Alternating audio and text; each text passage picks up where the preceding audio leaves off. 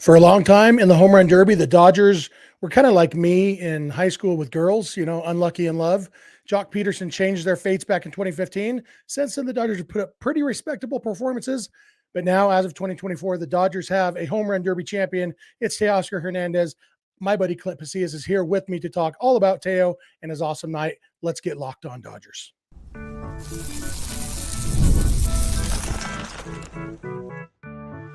You are Locked On Dodgers, your daily Los Angeles Dodgers podcast. Part of the Locked On Podcast Network, your team every day.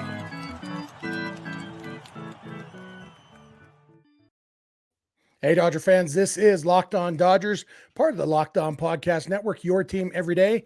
Thanks to our everydayers for making Locked On Dodgers your first listen every weekday morning. And thanks to those of you who are joining us live here tonight on Monday night as we just finished up the home run derby about an hour ago. Happy to be here. We're talking Dodgers with you. Remember, this show is free and available on all podcast platforms and on YouTube simply by searching for Locked On Dodgers. And you can make it easier on yourself by subscribing wherever you're watching or listening right now. If this is your first time with us, my name is Jeff Snyder. My normal co-host is Vince Samperio. That's not Vince. We are leaning into the concept that all chubby podcast hosts with beards are interchangeable. I am joined by my buddy Clint Pasillas. Vince, Clint, and I are all lifelong Dodger fans, just like most of you. We've also all spent time covering the Dodgers in the press box and the locker room. So we're bringing you the smart fans perspective on our boys in blue every weekday morning. This episode of Locked On Dodgers is brought to you by Booking.com. Booking.yeah. The right stay can make you a fan of any city, even your rivals. Check out Booking.com for your stay today.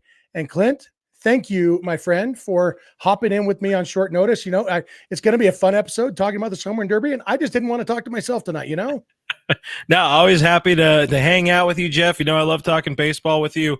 One of the good minds, one of the fine, brilliant Dodgers minds and baseball minds here on this YouTube machine and I guess in real life. So always a pleasure, my guy.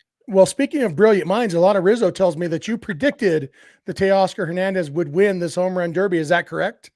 That is correct. Talked about it on our Dodgers Territory show, part of the Foul Territory Network. Talked about that on today's show. Totally, I was not going homer on it at all. I totally felt it in my bones. Honestly, I did. I as soon as Teoscar was announced, I was all in on Teo. I like the swing profile. He has, as I said on my show earlier, he has that like dad strength. He has like man strength. And that combined with Dino throwing him some cookies was a match made in heaven. It was awesome. And, that prediction reminds me, my buddy Sully, who hosts the Locked On MLB podcast here on the Locked On Network, he used to have a running gag where every morning he would tweet, I predict that today, insert name of Padres starting pitcher, will throw the first no-hitter in Padres history. And then when what's his name? What's that guy's name? Musgrove. When Joe Musgrove finally did, Sully went and deleted all the previous tweets and just left up the one from that day. And so he was right. I predicted today Joe Musgrove will throw the first no-hitter in Padres history. Sully nailed it, and you nailed it with Teo. Sometimes being a homer pays off, And yeah, you're right 100% of the time that you just look at the time you were right or something. Exactly. Like whatever Michael Scott said. Yeah, Michael Scott and Wayne Gretzky need to get together again and talk about Teoscar Hernandez because, it was – I thought this was a great home run derby. I was a big fan. Let's talk about the format changes. I actually didn't pay any attention to what the format changes were going to be. I had heard that there were some changes, had no idea coming in what they were going to be. I think I loved every single change they made. Did you? Yeah, so I did the Cliff Notes reading, an hour before Dodgers Territory earlier, and I was like, that sounds like fun. Admittedly, I didn't get to watch a whole lot of the Derby because I was streaming during the Derby, so I'm kind of looking down on my phone. But it seemed like a lot of fun. There's variations to the rounds. It's not just throw as many pitches as you can and get off as many dingers as you can. By all accounts, people seem to really, really enjoy it, and hey, I guess it worked out for the Dodgers as well with that Teo bringing home that trophy. I love that trophy, by the way. Great trophy. It's a good one. Yeah. I just realized people are going to call this a Mickey Mouse home run derby win because it was the new rules. Oh man, people are so jealous of the Dodgers. Bring it. I really liked when they changed the rules, 5 or 6 years ago, went to the timed rounds. And because it used to be, you remember, it was just, you get 10 outs. Yeah. Anything you swing at that's not a home run is an out. you get 10 outs. And so like, Josh Hamilton went off, Robinson Cano went off. And if you get on a streak, so I liked when they changed it to the timed round, it made a little bit more sense of urgency. But I liked that they brought back the old thing just for the bonus round where you get the 3 outs. So it was a good mix of both formats. And I love I really liked the changes they made a handful of years ago, except I hated that you had to wait for the ball to land to throw the next pitch. That was and so the nice thing here, it's because there's a time limit and a number of pitches, they didn't worry about that. And there's no longer an umpire standing back there holding up his hand. You just, hey, you ready for the next pitch? Here I go. I thought that was a great improvement. I thought, everything. I thought it was awesome. The only quibble I saw on social media was somebody saying that one of the changes I liked was that the first round was just the top 4 guys. It's not head to head in the first round. Yes. Top 4 guys move on to the second round, and then they go to head to head. Somebody on Twitter was telling me they wish that the second round had been the same thing. Just, okay, now the top 2 guys go to the finals. I kind of liked the head to head aspect in the second round. I felt like, and it might just be because it didn't matter. If one of the semifinals had been 19-18 and the other one had been 7-6. So we ended up with a guy who hit 19 against a guy who hit 7. Then I might think, well, that was dumb. But I do like after Teoscar batted, he went third, and then in the first round, and then he just had to wait for an hour to find out if he was even going to the second round. So which was fine. But then I liked in the second round that we know, okay, here's who he has to beat. It's 1-on-1 head to head. I thought it was great. And then, the drama of the how it came down to in the finals, Bobby Witt is 1 home run behind, and he hits one that literally hits off the wall in left center field that would have been the game tying homer. Instead, it ends the game. Teoscar wins. Like it was, they say that, you couldn't script this. You could. This is how it would have been scripted. If somebody said, write me a really good dramatic movie about the home run derby, this is about how it would have ended, Yeah, I mean, from what I saw, it kind of was given, shades of, what was it, Jock versus Vladdy Jr. a couple years ago. That was one of those all-time derby moments that I'm pretty sure most Dodgers fans can really point back to. Like that was a lot better than Hee-Sop Choi back in 2006 or whatever it was. But all the pieces they had, considering like a lot of the stars in the league don't want to do the derby or seem hesitant to do it. They made the best with what they had. I don't think anybody, entering it was expecting the final to be Teoscar Hernandez versus Bobby Witt Jr. But hey, they put on a show, and that's the whole point of this thing, putting on a show. So do we give, I guess, some kudos to, was it Fred Rodman? However you say Fred Rodman? Fred, Commissioner Fred Rodman. I do backwards names very poorly. I assume this was somebody else's idea and they snuck it past him. They put a different paper on top to have him sign it. That they thought that he thought he was signing.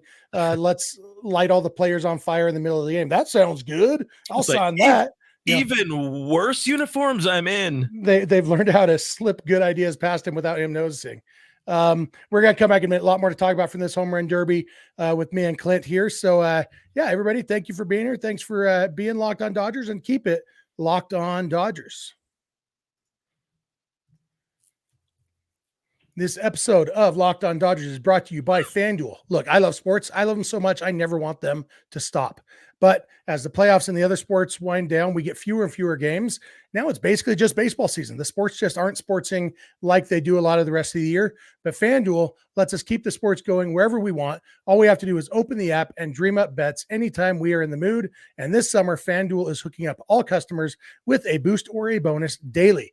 That's right. There's something for everyone every day, all summer long. Looking at the odds on FanDuel for the All-Star game tomorrow. Right now, the American League is favored to win the game. They're at minus 118. And if you think they're going to win by at least 2 runs, it's they're minus 194 at the plus 1.5 runs. But the National League, if you think the National League is going to keep it close, they're a plus 160 to keep it within 2 runs, less than 2 runs. So, there's a lot of different options you could go with there. You want to know how Paul Skeens is going to do? You can bet on that. A lot of stuff you can do over there at FanDuel. So head over to FanDuel.com and start making the most out of your summer. FanDuel, official sports betting partner of Major League Baseball. This episode is also brought to you by Prize Picks. Prize Picks is America's #1 fantasy sports app with more than 3 million members. It's the easiest and most exciting way to get in on the action while you watch your favorite sports and players. You just pick more or less on 2 or more player stats and watch the winnings roll in. With Prize Picks, you could win up to 100 times your money with as little as 4 correct picks. You could turn $10 into $1,000 just like that. Make a Prize Picks lineup in as little as 60 seconds. Just pick more or less on 2 to 6 players' stat projections, and you're locked in. And Prize Picks is available in more than 30 states across the country, including California, Texas, and Georgia. Quick withdrawals, easy gameplay, and an enormous selection of players and stat types are what make Prize Picks the #1 fantasy sports app. Download the Prize Picks app today and use code LOCKEDONMLB for a first deposit match up to $100. That's promo code LOCKEDONMLB in the Prize Picks app for a first deposit match up to $100. Prize Picks. Pick more, pick less. It's that easy. We are back. Thank you again for making Locked On Dodgers your first listen every weekday morning. Be sure to go beyond the podcast and become a Locked On Dodgers insider by going to joinsubtext.com/LockedOnDodgers. You can text directly with us. It's just a few bucks a month, free 14-day trial. Get our thoughts even before the podcast starts on all the stuff going on in Dodgers land. Also, you can become an everydayer by watching and listening every weekday morning. You can make that easy on yourself by subscribing wherever you're watching or listening right now. You check out Locked On Sports Today and Locked On Sports Los Angeles, the 2 24/7 streaming channels on YouTube from the Locked On Podcast Network. And remember, you can catch every pitch to every Dodger game on SiriusXM or the SXM app by searching for Dodgers. And while we're plugging stuff, you can check out all Dodgers and Dodgers territory over on YouTube and everywhere. All Dodgers is our buddy Clint Pasillas. Dodgers territory is Clint, along with former Dodgers reporter Alana Rizzo. What was her title? Sideline reporter? Baseball doesn't really have sidelines. What do they call those people? I think technically she was an anchor / reporter. Anyway, now she's Clint's host on all Dodgers. So, or you're her co-host. I don't know. You guys equals? Well, it's co-host. I look at her. She's, she does everything. She's one of the best. So I look up to her. I'll give her top billing. All right. Alana Rizzo, and sometimes she lets Clint talk too. So check that out. Going back to this home run derby, there's so much to talk about. Like Teo, obviously the big story as the winner, big story for us as Dodger fans. We'll talk more about Teo in a little bit. There were a lot of storylines in this. One of them, it was a very likable field. Like other than piece of human garbage, Marcell Ozuna, everybody else in this home run derby was relatively likable. Like I guess I could see how Pete Alonso, some people might not like him, but also he's a ton of fun to watch hit dingers, and it was fun to have a 2-time home run derby champion finishing last place, second to last place in the first round and not even make it out of the first round. That was fun. But Gunnar Henderson, I don't know if it gets more likable than him. Bobby Witt, awesome. Obviously Teoscar Hernandez, America's sweetheart, I believe. Like, have you ever seen a happier face than Teoscar Hernandez all the time? It's an 80 grade smile. And anytime you can see that dude smiling, it's fun. I appreciate, how many Dodgers were there, able to support him, getting him. I think they hit him with the seeds, but definitely got him with the Gatorade bath. One of the good dudes in baseball, even, guys from the Blue Jays rooting him on. Love to see it. One thing I'll say, Mrs. FRG was also saying it as well. Would have been nice to see Adley Rutschman back in it again because he was incredible last year. Gunnar Henderson, not too bad, not too shabby, and Bobby Witt Jr., one of the up and coming superstars that's already a superstar in this league. If it wasn't going to be the massive names, if it wasn't an Aaron Judge, a Juan Soto, I guess just a couple of Yankees missing from this. It was a hell of a field. It was very enjoyable from what I saw while looking down while live streaming. I think you could make a case Shohei Ohtani would have been pretty exciting in this. He's okay too. Yeah. But it's last year was really good too with Rutschman and Julio Rodriguez. J-Rod might be second place for best smile in baseball behind Teoscar. Got the eyes. Well, both of them. Yeah. Teoscar's got the happy eyes. J-Rod has the dreamy eyes that you just get lost in. But it was so much fun. And I thought it was interesting going into the second round when they had narrowed it down to 4. It's Alec Bohm and Teoscar Hernandez, Jose Ramirez, and Bobby Witt.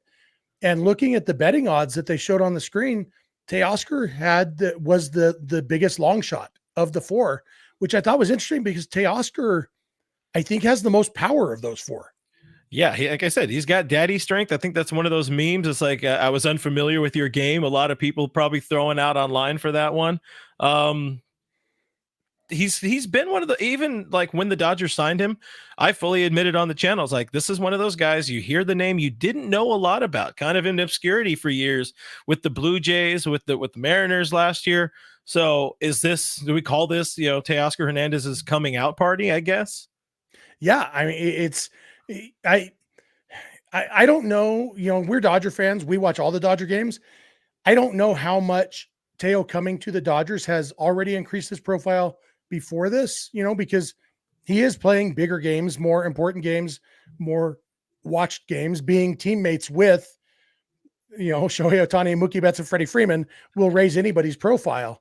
And being second on the team in RBIs when he's playing with all these superstars. Like, I imagine his profile was already raised some, but I don't really have a good finger on the pulse of what non-Dodger fans think about, other than, the stupid ones who get at me on Twitter. So yeah, I would guess his profile was already up, but this definitely shoots it to the moon. This is, you think about guys, there are guys who are synonymous with the home run derby.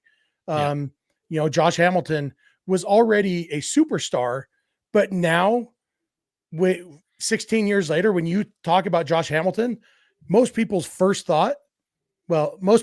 positive thought is home run derby. Robinson Cano, kind of the same thing, already a superstar. I mean, these guys are all on the all-star team. They're in the home run derby because they're really good baseball players.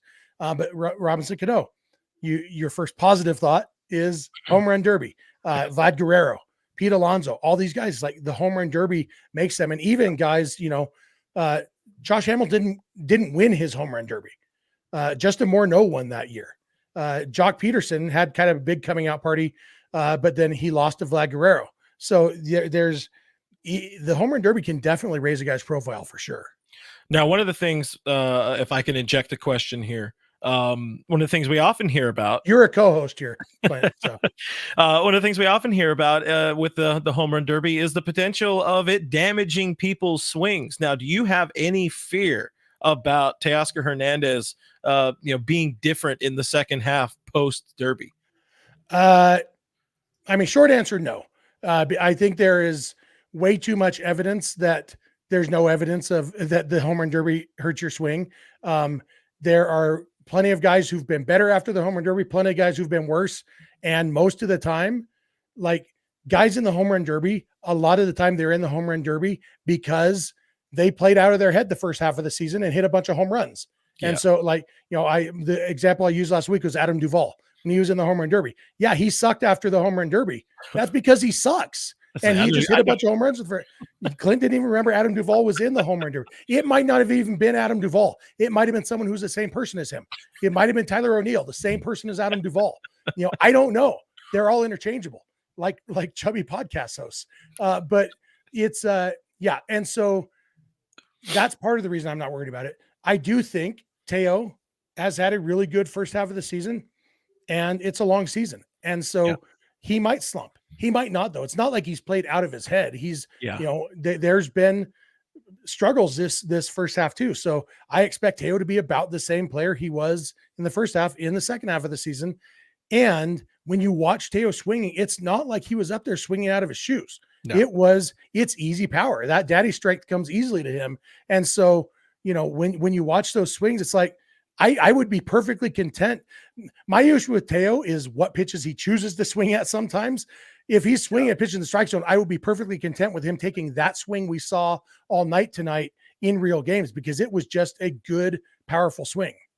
Yeah, it comes easy to somebody like that, free swinger. And, I mean, if other teams maybe want to call Dino Ebel, have him pitch for their team when the Dodgers are coming to town, I think we'd all have a lot more fun. But this is me just saying words because I didn't know where to go after that. Dino had a great quote after the Derby. He said, "This is my job. It's my job to get lit up in batting practice every day."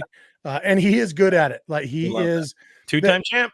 I love everything about Dino Ebel. Every single thing about Dino Ebel. He is awesome, including his work as a third base coach, which Twitter would tell you he's terrible. Turns out he's not. yeah, it was a lot of fun. It's I like there was no huge, Josh Hamilton or Robinson Cano or even Vladdy Guerrero in this one. There was no performance that was just like ridiculous. Yeah. But in a way that was better because there was more drama in every single round. Like I said, we didn't know Teoscar Hernandez was going to the second round until the eighth and final batter, until Gunnar Henderson didn't get it done. That's when we knew Teo was in. So there's drama there. Second round, Teo goes to a swing off and wins it by one home run against Alec Bohm. Third round, literally, like I said, Bobby Witt with game tying home run goes off the wall. There was so much drama, and I will take the drama and excitement over some guy hitting 75 home runs. I think I much prefer that. Like you said, you can't script a better one. I think, the people that enjoy home run derbies are very much going to enjoy this one. And the people that don't, or maybe are looking to get into it, this is one that could make some fans. And every once in a while, we hear baseball has an interest in bringing in new fans. So hopefully this is one they can kind of put out there. Here's a highlight reel. Watch the 2024 home run derby. Yeah, they always have interest in bringing new fans. Every once in a while, they act like it. Yeah, that's fair. We're going to come back in a minute. One more ad break, then we're going to come back a little bit more. There were some imperfections in this home run derby that we'll maybe touch on a little bit. At least right before the home run derby started, there was a minor imperfection that we're not going to dwell on too much, but we got to mention it. So we will be back. Thank you. Please keep it locked on Dodgers.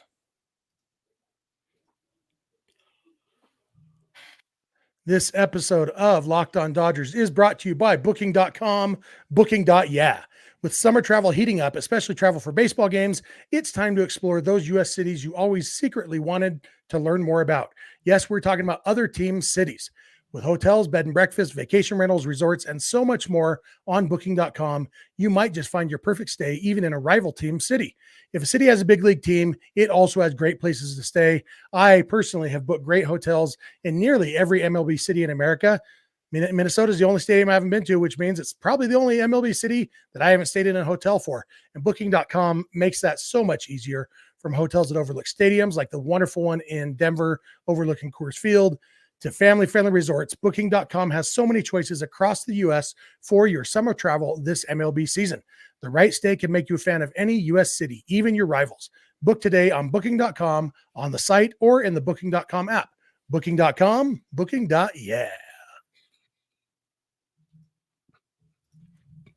Hey, we are back. Thank you again for making Locked On Dodgers your first listen every weekday morning. Thanks to my last-minute co-host, Clint Pasillas, joining me here to talk Dodgers. Remember, become a Locked On Dodgers insider by going to joinsubtext.com/LockedOnDodgers. Check out Locked On Sports Today and Locked On Sports Los Angeles on YouTube. Catch every pitch of every Dodger game on SiriusXM or the SXM app by searching for Dodgers. And so I am not going to make jokes about this national anthem. And that is because I am a big softie. As a dad, it made me so sad listening to this, because I'm just thinking, this chick's got a dad who's sitting at home right now trying to be proud of his daughter. And she started singing, and the very first line, my 13-year-old son, who was with me in the room, he and I looked at each other like, yeah. And okay, maybe she's going for something. You know what? That first line could have fit into a bigger picture of a good rendition of the national anthem. And then it didn't. You weren't recording yet, Clint, right? No. So you got to watch that in all its glory, right? I endured that. Listen, that lady, it's a tough spot. It's a tough spot for her to be in. I'll say she's got more pitches than you, Darvish. And she should have stuck with the fastball on that one. It was all over the place.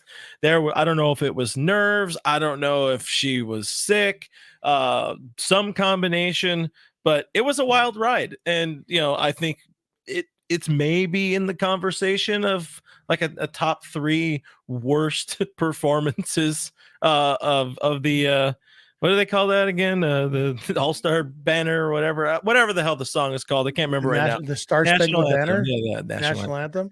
Yeah, it's these complex all these things. Too many songs, too many names. Fergie is the only one I can think of that's close. Who? Like Fergie. Oh, Fergie's was rough. Fergie's was absolutely rough. But yeah. that's one of the things I did see the tweets. People saying Fergie's got some competition with this one. Yeah. The one fun thing about that national anthem, my wife went to high school in Texas, and what are you laughing at? You looking at the chat? Great comment from Noah Ortega. Says, I Noah? think the MOB is going to DFA her. Oh yeah. My wife went to high school in Texas, and I don't know if you are familiar with how Texans, especially in the Dallas area, do the national anthem. Did you notice that every time the singer says the word stars, the crowd yells stars because the Dallas Stars are the hockey team there. That is, so I could hear that. So that took my mind off the song twice. I was able to laugh at that part instead of feeling bad about the rest. Honestly, it seemed like there was supposed to be auto-tune and it didn't work. Maybe. Yeah, that would be interesting. I was wondering, like, did she maybe have some sort of real bad feedback loop in her ear, almost like Manfred during well, I mean, I think he's done it a couple of these World Series. When he sounded drunk and was when he was having really a slow, full-blown stroke on there was definitely some timing issues that could have been a feedback thing. The notes though, like I don't know that the feedback can mess with the notes like that. No. It's a lot of times you'll hear, and as baseball fans, we've heard a lot of mediocre renditions of the national anthem. Yes.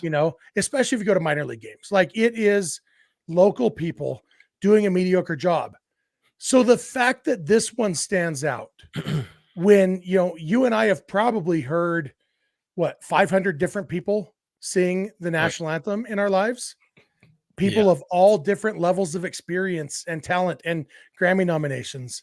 And for this to be up there among the worst, it's just, it's sad. It's, of all the renditions of the national anthem, this was one of them.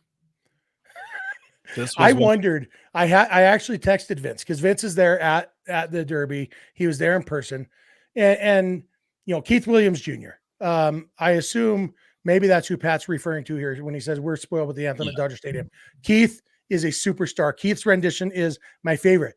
But if you listen to Keith on TV, it doesn't sound as good because part of Keith's energy is the energy of the crowd and everything. And you need the crowd noise and the feeling and the big stadium. So when it's on TV and you're hearing him more than the crowd and everything, it still sounds good.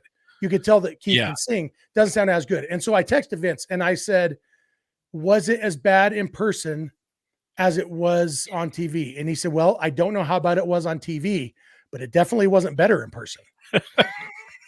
and that's insider stuff right there, Yeah. So it is, we are spoiled with Keith. It's an interesting way of taking it too, because even like the participant introductions seemed kind of flat. And what's his name, Marcelo Hernandez or whoever he is, the kid from SNL, I think he did a fantastic job. I think he was a great pick. Enunciated the names well, kind of had some fun with it or whatever. But there was no crowd mic, no field mics during that. I think getting some sort of interaction from the crowd helps that situation when you're like, here's Alec Bohm and he's coming out and it just is like crickets on the broadcast. Yeah, it's funny how much different things can be in person versus on TV. And sometimes some things are better in person, some things are better on TV. I think back to the Vin Scully retirement ceremony, Kevin Costner's big long speech about Vin Scully. I was there in person. It was bad because I could hardly hear anything he was saying. It seemed like it went forever. I'm like, oh my gosh, this is Vin Scully and this is where we're getting. And then I went home and I watched it on TV. I'm like, this is the best thing I've ever heard. It's just a totally different experience. But so from me watching on TV and Vince in person, we have it on good authority. It was bad no matter what angle you're taking it from. And so, I'll put what's his name? Keith Williams Jr.'s name in the hat to do it every time, everywhere, forever. But you know what? That's Brad Paisley on the guitar is pretty good too. I've seen him do that at Dodger Stadium. Yeah, we are spoiled as Dodger fans. Pat's right about that. It's like, maybe they should practice on the field. Yeah. I assume they did. Like that's the I don't know. Like, I mean, there's so much going on. I could understand, national anthem rehearsals being one of the last things that they're yeah, trying to and I do. guess like even at Dodger Stadium, they go up and they practice with Dieter in the booth, but they don't do it on the field, and so yeah, maybe nobody knew that was going to happen. Like, so that's rough. It's We lived it's it. We yeah, lived it. We know it's Teoscar a won. shared experience. He It won the is. Derby, and also whatever that was happened. I had non-baseball people who sometimes tune into something, the big moments like this. People texting me about that, and I was just like, yeah, get me loaded, get me liquored up with a karaoke mic. I think I could hit it a little cleaner, but no, I'm not going to bash on the lady too much more. Yeah. And again, my main emotion was feeling bad for her. I hope that she can recover from this. Pat also mentioned, I popped this up earlier, Carl Lewis. That's another one that is right up there. I think Carl Lewis, Fergie, and now Ingrid, Something or other. Insert last name here. Maybe that's good news for her. Yeah. Wasn't there? I don't know if it was NHL or like minor league hockey, but wasn't there some lady who like walked out on the carpet, started trying to sing, and then like ate it and then just bailed? I don't know if Maybe. people remember that one. That sounds kind of. Roseanne Barr is a good one too, I guess. Oh, But she was bad on purpose. that's fair. That's fair. So yeah. You know what? The draft continued today. I was going to talk more about that, but we limit this thing to right about a half hour so people can listen to it on their commute. So you know what? I think we covered all the important stuff of this home run derby. Yeah. We covered Teoscar Hernandez. We covered Pete Alonso finishing in second to last place. We covered the national anthem. And yeah, I mean, great day for Dodger fans, and it's about time. We've had some bad days lately, Clint. Needed one of those. And I got to say, I appreciate this, Jeff, because, the last, couple weeks of doing this Dodger Talk stuff online, not to be sued by David Vassay for saying Dodger Talk, but it's all been doom and gloom. It's all been miserable. It's nice to not actually, we talked about things, but it wasn't directly about the team or who are they going to get at the deadline or who are they going to cut. It was something good happened with the Dodgers and something bad happened as a shared experience that we all get to bond over. That was that national anthem. So I appreciate this edition of Locked On Dodgers. And I appreciate you being here. I do feel a little self-conscious that Noah brings out his best material when you're here with me. Noah says, I'd rather watch an at-bat of James Outman than hear her sing again. I know Noah is an everydayer. He's a big fan of both of us. It does seem like he has better comments when you're here, Clint. So I've noticed, Noah, just so you know. So you're raising the bar here, son. Yeah. So Teoscar Hernandez, home run derby champion, starting center fielder in the All-Star game on Tuesday. I didn't even realize, I didn't know Fernando Tatis was hurt until I saw the lineups came out today and saw, wait, Teo starting? Which guy who got elected got hurt? So I had to go back and find an article telling me which three outfielders were elected and then compare it to the lineup. Okay, who's not in it? Oh, Tatis. So then I'm like, is Fernando Tatis injured? Yeah, apparently he is. So Teoscar Hernandez starting in center field. Hey, yeah. Maybe he becomes a Dodger center fielder tomorrow too. Good. Hey, you know what? He's got the wheels for it. I think Teo could be a good center fielder. I hope not, but they have some problems. They definitely have some problems in the outfield. They have some problems in center field. Hey, maybe Andy Pajes, he should be watching that game real closely and fearing for his life in center field, or maybe he moves. Although, I mean, just put Teo in center, Pajes can play right where he's actually a good defensive outfielder. Passable. Yeah. So Noah usually watches us on the way to work, so he's not live with us most of the time. Well, Noah, hope you're live with us more often because I enjoy your comments. Hey, do it. As I say, do you do your predictions? Who you got, NL or AL tomorrow? AL, because the AL always wins. So I just always predict AL. So fair. It's funny, when I was growing up, it was always the NL winning, but lately it's like, oh yeah, it's probably the AL is going to win. But maybe Shohei and Freddie and Teo all homer tomorrow. Let's do it. I'm in. I got maybe NL. Glasnow homer too. Something really weird happens. BC says NL is due, and I like it. I'm in on the National League. NL's been due for a long time. Michael says Fernando Tatis is getting his ringworm cream.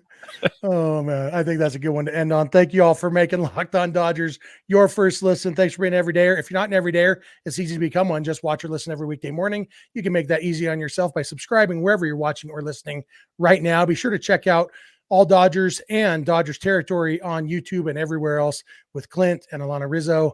Really good stuff there. I am a firm believer that we Dodger fans there's enough Dodger fans and enough Dodgers content that we should all be friends. And it is my goal in life to make us all be friends. And I am happy to have a friend like Clint putting out awesome Dodgers content all the time. And you know what? I support him with all my heart, Clint. Be sure to go beyond the podcast and become a Locked On Dodgers insider by going to joinsubtext.com/LockedOnDodgers. Check out Locked On Sports Today and Locked On Sports Los Angeles on YouTube. Locked On Sports LA is where you can find the Locked On Dodgers postcast after almost every Dodger game, hosted by Pete Fox. You can also catch every pitch of every Dodger game on SiriusXM or the SXM app by searching for Dodgers. That's it for us. Thank you all. You can follow us on Instagram, Twitter, and TikTok at Locked On Dodgers. Vince is on Twitter at Vince91. I'm on Twitter at Snydog, and Clint is on Twitter at RealFRG. My DMs are open. I think Clint's are open too. Sure. Vince's are. You can also email us lockedondodgers@gmail.com or send us a voicemail or a text message to 323-863-LOCK-5625. We are here every weekday morning, and we hope you'll be here with us when you get in your car or sit on your couch. Tell your smart device to play podcast Locked On Dodgers. And remember, you don't have to agree. You just have to listen. We'll talk to you tomorrow. Appreciate you.